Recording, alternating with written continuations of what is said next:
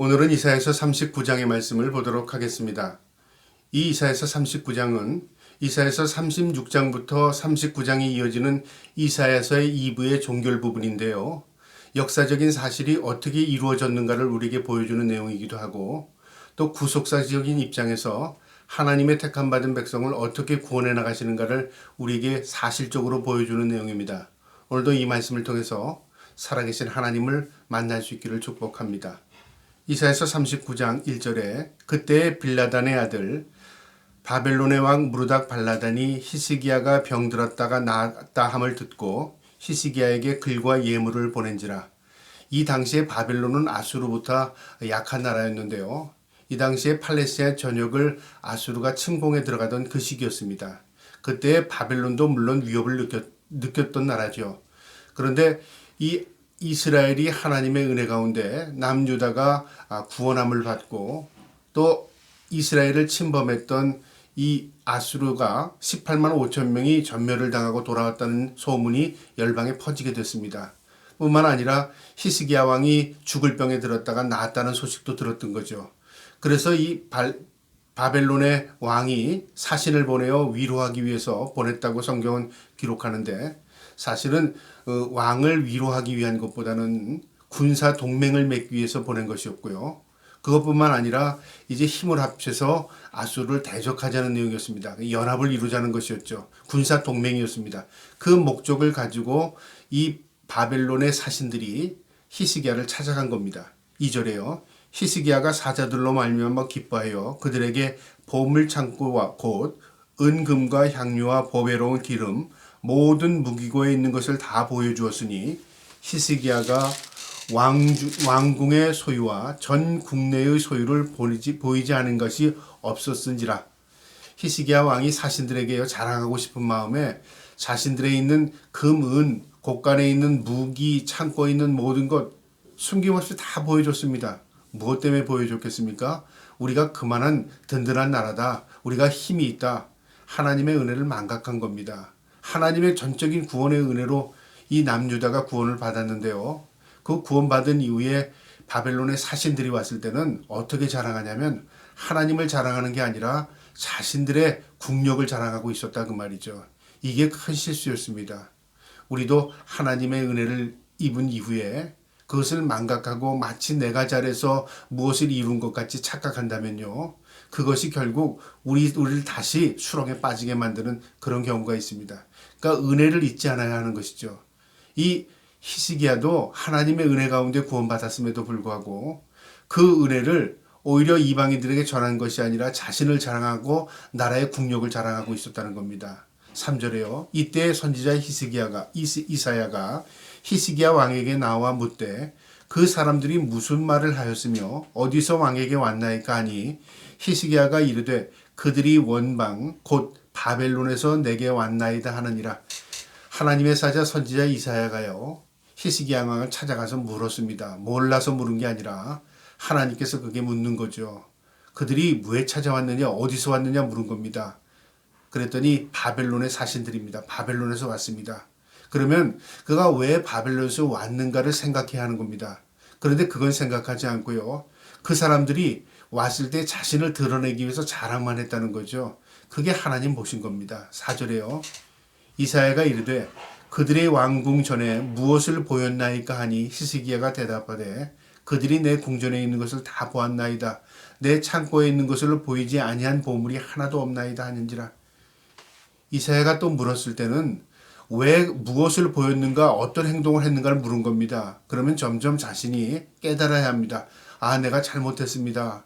내가 하나님의 은혜를 망각했습니다. 이렇게 히스기야가 깨달았으면 하나님의 은혜가 머물 텐데 히스기야가 어떤 생각을 했냐면 그냥 있는 그대로를 이야기한 겁니다. 아, 내가 그들에게 안 보인 거 없이 다 보였습니다. 우리 자랑했습니다. 그렇게 드러낸 거죠.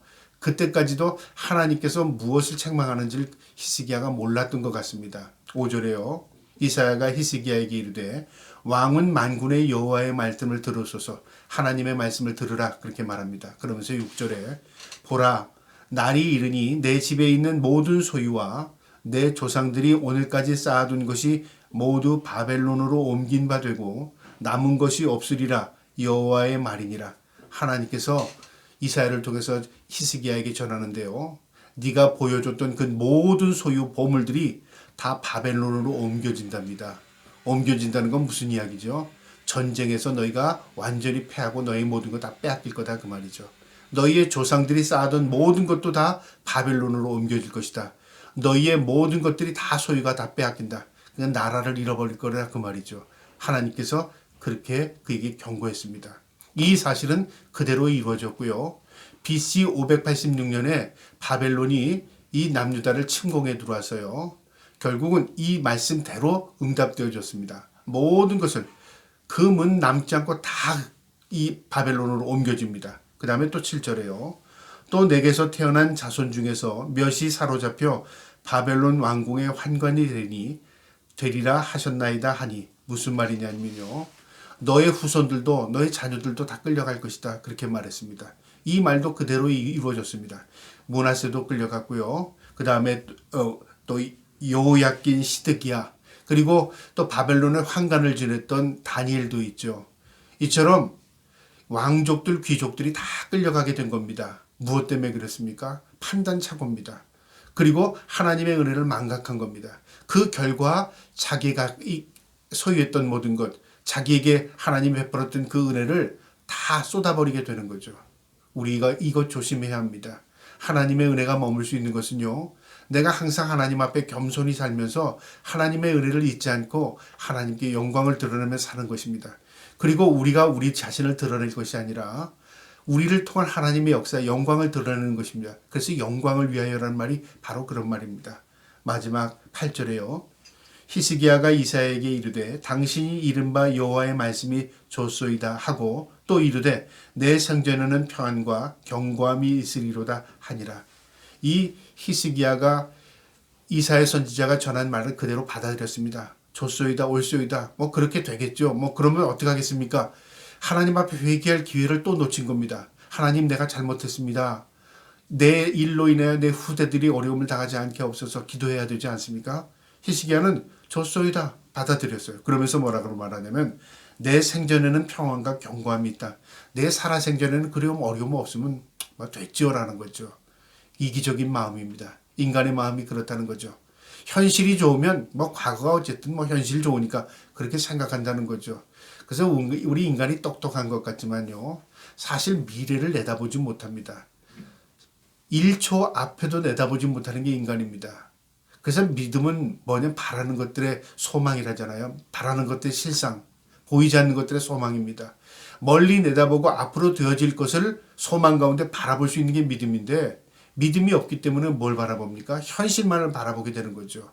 히스기야가 하나님의 은혜를 입었지만 이 히스기야가 그 일을 경고하는 하나님의 메시지를요 온전히 받아들이지 못하고 어떻게 하겠습니까? 내 입장에서는 그렇게 말하면서 뭐 나만 편안하면 됐죠. 뭐 내 생전에 편안하면 됐죠. 그걸로 만족했다 그 말이죠. 그 일 이후에 그의 자녀들, 그의 후손들이 다 끌려가게 되고요. 결국은 나라 잃는, 나라가 소멸되는 그런 어려움을 당하게 됩니다. 그래서 믿음은 멀리 바라보는 것이고요. 믿음은 소망을 붙드는 것이고요. 믿음은 앞을 내다보는 것입니다. 저와 여러분이 앞에 어떤 일이 이루어질지 우리 자신은 예측할 수 없지만 분명한 사실은 우리가 하나님을 의지하고 신뢰하고 우리가 겸손한 마음으로 하나님과 한 발 한 발을 동행하면 우리의 삶은 하나님의 은혜 가운데 우리의 삶이 온전히 하나님의 손에 붙들려질 줄 믿습니다. 저와 여러분이 오늘도 하루도 믿음으로 승리할 수 있기를 주님의 이름으로 축복합니다. 아멘.